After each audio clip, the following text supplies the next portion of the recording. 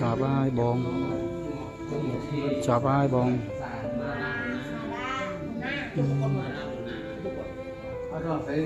បាត់បង់សិល្បករម្នាក់ទៀតហើយក្រោយនៅមុននេះទទួលដំណឹងថាលោកម៉ារ៉ាបូណាបានទទួលមរណភាពហើយដោយសារការបេះដូង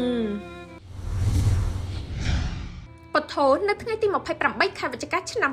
2025 នេះតារាចម្រៀងលោកម៉ារ៉ាបូណាបានទទួលមរណភាពម្នាក់ទៀតហើយដោយសារតែកាំងបេះដូងក្នុងវ័យជាង 40 ឆ្នាំបន្ទាប់ពីចេញពីកម្មវិធីជប់លៀងមួយខណៈដំណឹងមួយនេះធ្វើឲ្យមិត្តសិល្បៈជាច្រើនសម្ដែងការសោកស្ដាយខ្លាំងក៏ដោយសារតែ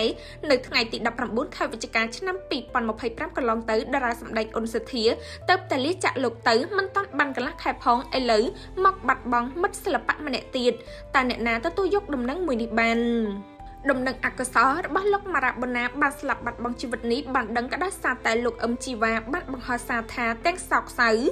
RIP តារាចម្រៀងលោកម៉ារ៉ាបូណាបានទទួលមរណភាពហើយលោកម៉ារ៉ាបូណាម្ចាស់បទដីថ្មីប្រឡ័យស្នេហ៍បានទទួលមរណភាពព្រឹកមិញនេះចំណែកឯលោកសាវិនហ្វីលីបក៏បានបង្ហោះសារបញ្ជាក់ថាម៉ារ៉ាបូណាធ្លាប់បានប្រាប់ខ្ញុំថាគាត់មានខ្លាញ់រំបេះដូងខ្ញុំតែងដេញគាត់ទៅហាត់ប្រាណមុនគាត់ទទួលមរណភាពបើតាមការបញ្ជាក់របស់ធីរតនាវិញដែលជាមិត្តជិតស្និទ្ធបានចេញសារមួយដែលថាបងប្អូនអើយហាមដាច់ខាតកុំកេងក្នុងឡានបងប្អូនល្អខ្ញុំម៉ារ៉ាបូណាកាំងបេះដូងដោយសារតែកេងក្នុងឡានយ៉ាងណាមិញក្រោយឃើញដំណឹងមួយនេះអ្នកប្រើប្រាស់បណ្ដាញសង្គមក៏ដូចជាអ្នកគាំទ្របាននាំគ្នាបង្ហាញការសោកស្ដាយដែលបានបាត់បង់ធនធានសិល្បៈដ៏ល្អក្នុងសង្គមនិងចូលរួមរំលែកទុក្ខដល់គ្រួសារនៃសពផងដែរ chào ai bông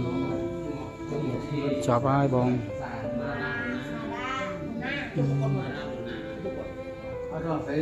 បាត់បង់សិល្បករម្នាក់ទៀតហើយក្រោយនៅមុននេះទទួលដំណឹងថាលោកម៉ារ៉ាបូណាបានទទួលមរណភាពហើយដោយសារកាំងបេះដូង ពធនៅថ្ងៃទី 28 ខែវិច្ឆិកា ឆ្នាំ 2025 នេះតារាចម្រៀងលោកម៉ារ៉ាបូណាបានទទួលមរណភាពម្នាក់ទៀតហើយដោយសារតែកាំងបេះដូងក្នុងវ័យជាង 40 ឆ្នាំបន្ទាប់ពីចេញពីកម្មវិធីជប់លៀងមួយខណៈដំណឹងមួយនេះធ្វើឲ្យមិត្តសិល្បៈជាច្រើនសម្ដែងការសោកស្ដាយខ្លាំងក៏ដោយសារតែនៅថ្ងៃទី 19 ខែវិច្ឆិកា ឆ្នាំ 2025 កន្លងទៅតារាសម្ដែងអ៊ុនសុធាទៅតែលាចាក់លោកទៅមិនតាន់បានកន្លះខែផងឥឡូវមកបាត់បង់មិត្តសិល្បៈម្នាក់ទៀតតែអ្នកណាទទួលយកដំណឹងមួយនេះបាន ដំណឹងអកុសលរបស់លោកម៉ារ៉ាបូណាបានស្លាប់បាត់បង់ជីវិតនេះបានដឹងក៏ដោយសារតែលោកអឹមជីវ៉ាបានបង្ហោះសារថាទាំងសោកសៅ RIP តារាចម្រៀងលោកម៉ារ៉ាបូណាបានទទួលមរណភាពហើយលោកម៉ារ៉ាបូណាម្ចាស់បទដីថ្មីប្រឡ័យស្នេហ៍បានទទួលមរណភាពព្រឹកមិញនេះចំណែកឯលោកសាវិនហ្វីលីបក៏បានបង្ហោះសារបញ្ជាក់ថាម៉ារ៉ាបូណាធ្លាប់បានប្រាប់ខ្ញុំថាគាត់មានខ្លាញ់រំបេះដូងខ្ញុំតែងដេញគាត់ទៅហាត់ប្រាណមុនគាត់ទទួលមរណភាពបើតាមការបញ្ជាក់របស់ធីរតនាវិញដែលជាមិត្តជិតស្និទ្ធបានចេញសារមួយដែលថាបងប្អូនអើយហាមដាច់ខាតកុំកេងក្នុងឡានបងប្អូនល្អខ្ញុំម៉ារ៉ាបូណាកាំងបេះដូងដោយសារតែកេងក្នុងឡានយ៉ាងណាមិញក្រោយឃើញដំណឹងមួយនេះអ្នកប្រើប្រាស់បណ្ដាញសង្គមក៏ដូចជាអ្នកគាំទ្របាននាំគ្នាបង្ហាញការសោកស្ដាយដែលបានបាត់បង់ធនធានសិល្បៈដ៏ល្អក្នុងសង្គមនិងចូលរួមរំលែកទុក្ខដល់គ្រួសារនៃសពផងដែរ chào ai bông chào ai bông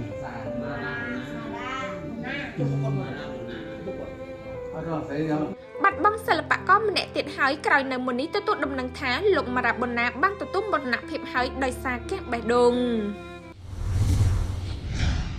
ពធនៅថ្ងៃទី 28 ខែវិច្ឆិកា ឆ្នាំ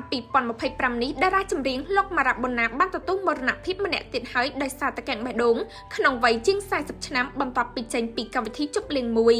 ខណៈដំណឹងមួយនេះធ្វើឲ្យមិត្តសិល្បៈជាច្រើនសម្ដែងការសោកស្ដាយខ្លាំងក៏ដោយសារតែ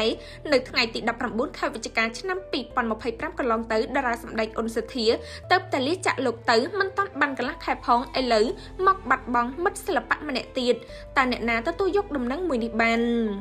ដំណឹងអកុសលរបស់លោកម៉ារ៉ាបូណាបានស្លាប់បាត់បង់ជីវិតនេះបានដឹងក៏ដោយសារតែលោកអឹមជីវ៉ាបានបង្ហោះសារថាទាំងសោកសៅ RIP តារាចម្រៀងលោកម៉ារ៉ាបូណាបានទទួលមរណភាពហើយលោកម៉ារ៉ាបូណាម្ចាស់បទដីថ្មីប្រឡ័យស្នេហ៍បានទទួលមរណភាពព្រឹកមិញនេះចំណែកឯលោកសាវិនហ្វីលីបក៏បានបង្ហោះសារបញ្ជាក់ថាម៉ារ៉ាបូណាធ្លាប់បានប្រាប់ខ្ញុំថាគាត់មានខ្លាញ់រំបេះដូងខ្ញុំតែងដេញគាត់ទៅហាត់ប្រាណមុនគាត់ទទួលមរណភាពបើតាមការបញ្ជាក់ របស់ធីរតនាវិញដែលជាមិត្តជិតស្និទ្ធបានចេញសារមួយដែលថាបងប្អូនអើយហាមដាច់ខាតកុំកេងក្នុងឡានបងប្អូនល្អខ្ញុំមករាប់បុណ្យណាគៀងបេះដូងដោយសារតែកេងក្នុងឡានយ៉ាងណាមិញក្រោយឃើញដំណឹងមួយនេះអ្នកប្រាប់បណ្ដាញសង្គមក៏ដូចជាអ្នកគាំទ្របាននាំគ្នាបង្ហាញការសោកស្ដាយដែលបានបាត់បង់ធនធានសិល្បៈដ៏ល្អក្នុងសង្គមនិងចូលរួមរំលែកទុក្ខដល់គ្រួសារនៃសពផងដែរ